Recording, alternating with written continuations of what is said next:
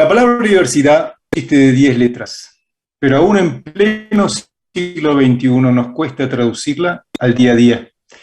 Especialmente si hablamos de liderazgo. Seguimos desafiados por complementarnos como personas de distintas culturas, como habitantes de diferentes países, como partes de equipos internacionales y simplemente como hombres y mujeres. Son las 12:30 en Buenos Aires, las 15:30 en Madrid. Bienvenidos a Herederos de Cambio, yo soy Flavio Canila. Y yo soy Pablo Barassi.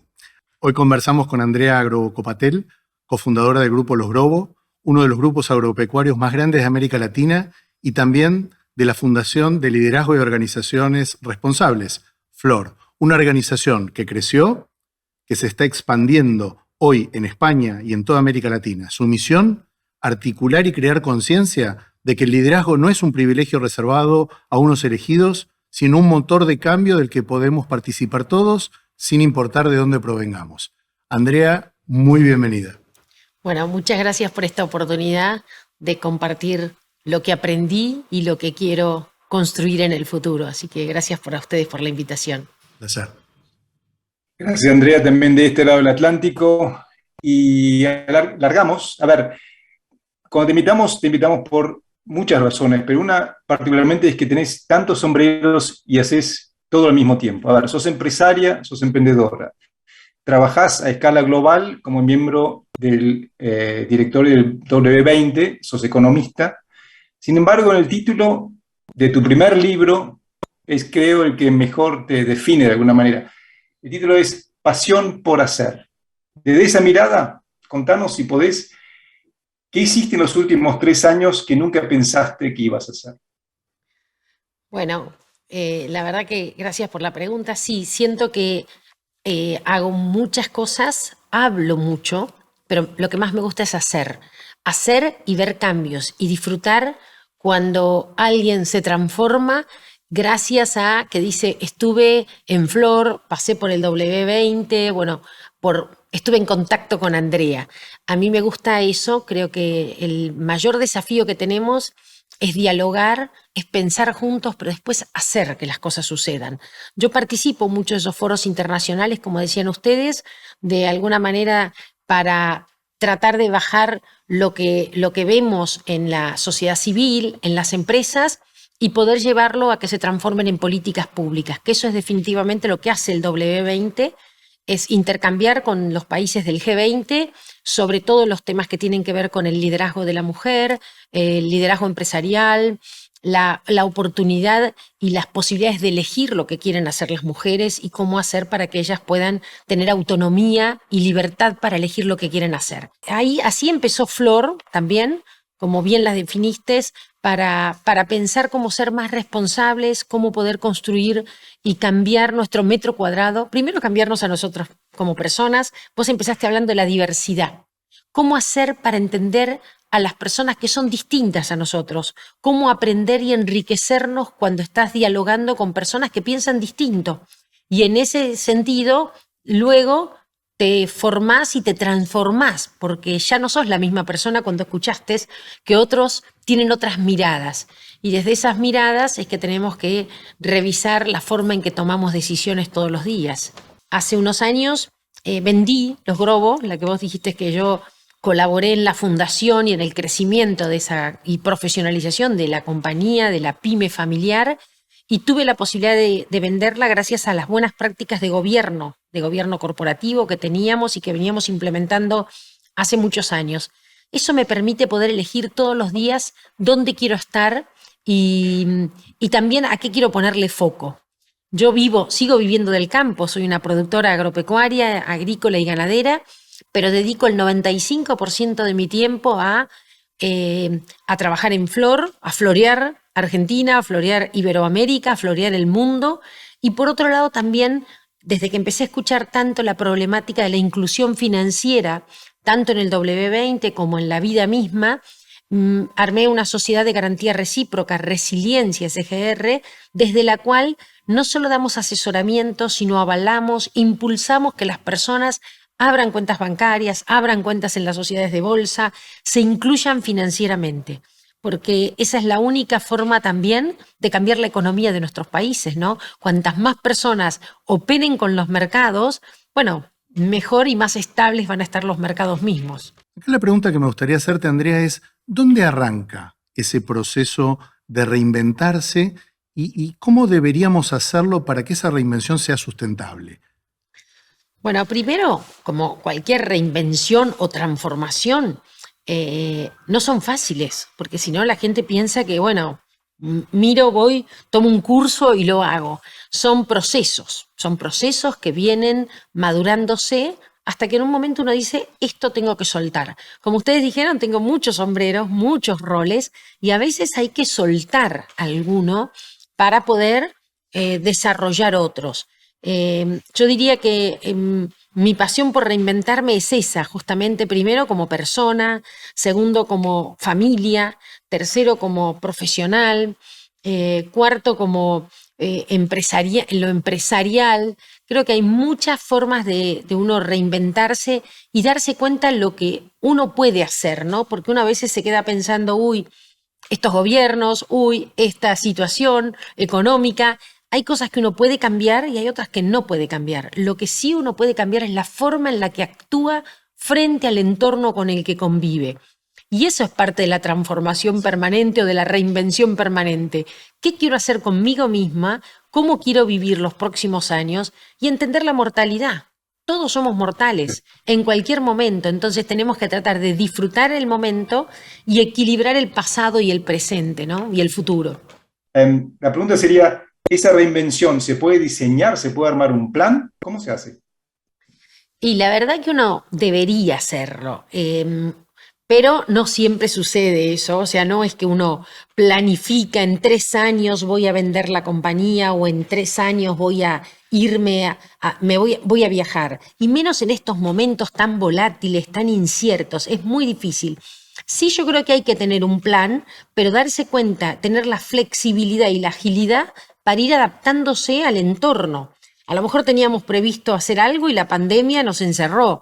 A lo mejor teníamos previsto estar en Rusia y la guerra nos limitó. O sea, hay muchas cosas que pueden suceder en cualquier momento. Lo importante es tener agilidad, flexibilidad, adaptabilidad para que si uno planeó algo y no sucede, no sentir que es un fracaso o un error o un problema, sino que uno tiene que aprender y readaptarse, como estamos diciendo. Definitivamente uno le gustaría planificar los próximos 5 años, pero no es tan fácil, no es tan fácil. Todavía algunos nos acordamos cuando planificábamos a 10, 20 o más, pero claramente se impone la realidad ahí, ¿no? Si te vuelvo a lo que te preguntaba Flavio del W20, Andrea, un grupo de líderes femeninos que componen un capítulo importante dentro del marco del G20, ¿cuál es el mayor desafío que encontrás en un ámbito como ese? Bueno, a mí me preocupa muchas veces perdernos en las palabras y después darnos cuenta que terminaste de confeccionar o de ponerte de acuerdo en un comunicado y llegás al año siguiente y no hubo grandes cambios. El impacto de las decisiones y de los comunicados no siempre se transforman en realidades concretas. Eso sí me preocupa. Muchas veces perdemos mucho tiempo o invertimos mucho tiempo en discusiones, en puntos, comas, y después te das vuelta y no suceden. Es por eso que yo destino mucho tiempo en estos foros internacionales, pero después me doy vuelta y digo, ¿qué me queda en Argentina? ¿Qué queda en Iberoamérica? Y ahí es donde aparece Flor, donde aparece la SGR, donde aparecen las estructuras que hacen que yo pueda bajar a tierra, hacer eso que decimos, que no quedarnos esperando que los gobiernos lo hagan, porque estas, no te olvides que son propuestas que le hacemos a los gobiernos, pero no siempre se puede. Entonces, no quedarnos esperando que suceda de arriba para abajo, a veces lo de abajo puede empujar a lo de arriba. Entonces, también te quiero contar que además del W20 estoy trabajando para algo que se llama Empower G20.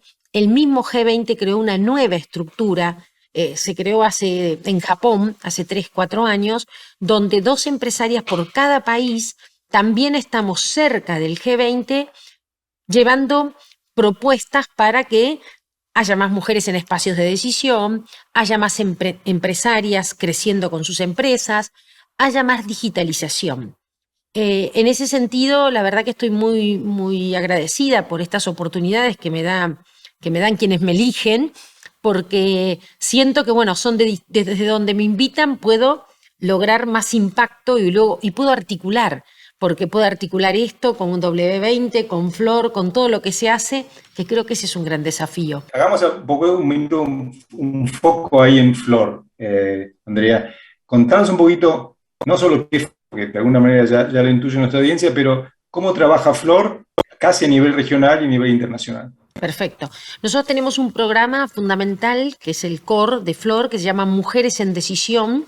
Preparamos a las mujeres para que rompan techos de cristal, para que sean presidentas de compañías, presidentas de países, que lleguen a donde quieran llegar, que no tengan límites. Y las preparamos o nos preparamos con habilidades más blandas como oratoria, negociación, marca personal, entender el feminismo, la diversidad, estos temas de los que hablábamos. Pero también con algunos temas más duros. Las mujeres en decisión tenemos que aprender de finanzas, de recursos humanos, de estrategia, de qué es sentarse en una mesa de decisión, en un directorio, en un consejo de administración.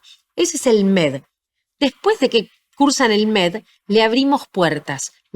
Nos gusta que sean speakers, que participen de estos programas como participo yo, que puedan estar en los directorios en concreto. Entonces aparecen bancos, fondos que invierten en compañías y nosotros les mandamos el listado y les decimos: todas estas mujeres pueden ser buenas directoras, todas estas mujeres pueden hablar o ser speakers en estos ítems. O sea, empiezan, pero después la idea y el objetivo de Flor es darles visibilidad.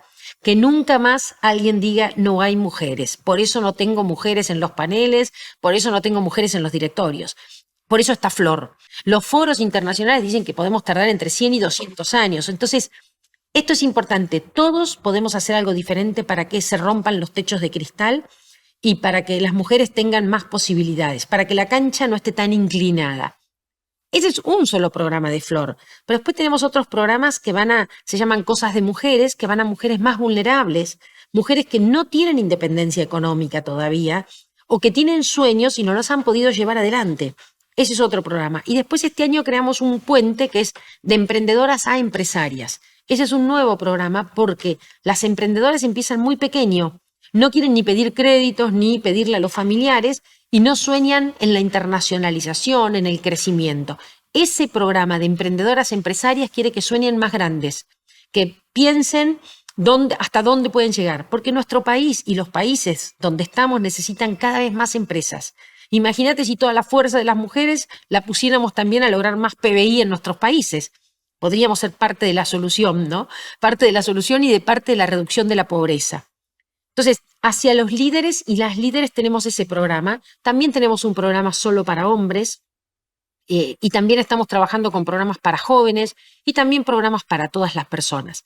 Pero hacia las organizaciones tenemos, yo diría, como dos cosas fundamentales. Una es lo que se llaman comúnmente in-companies. Son talleres que vamos a hacer a las organizaciones para formarlas, para transformarlas, para tratar de que gestionen mejor la diversidad, que gestionen mejor la interseccionalidad.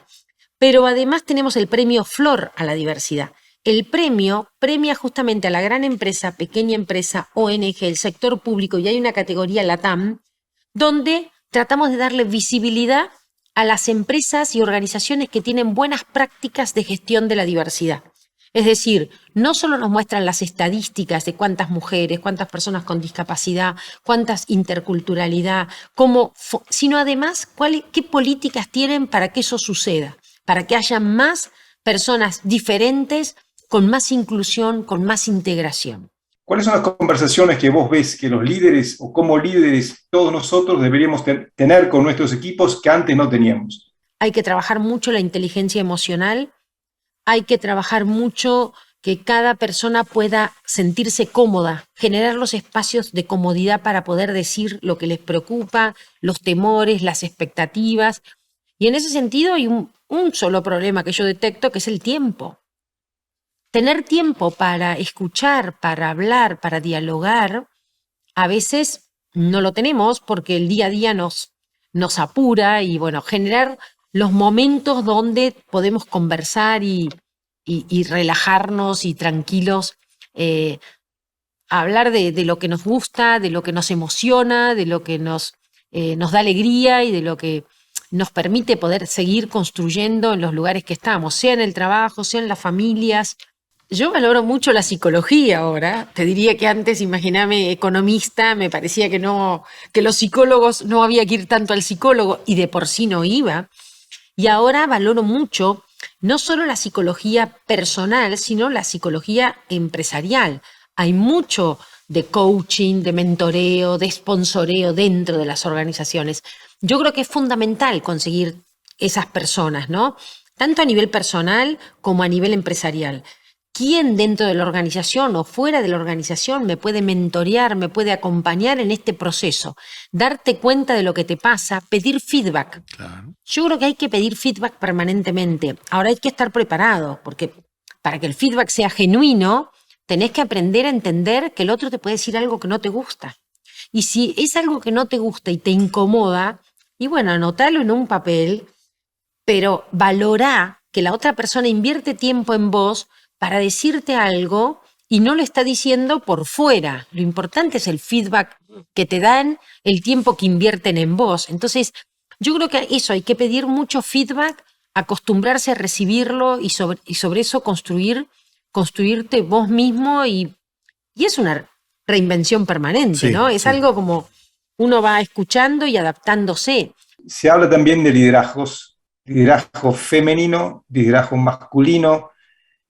¿Hay necesidad de hablar de liderazgo femenino?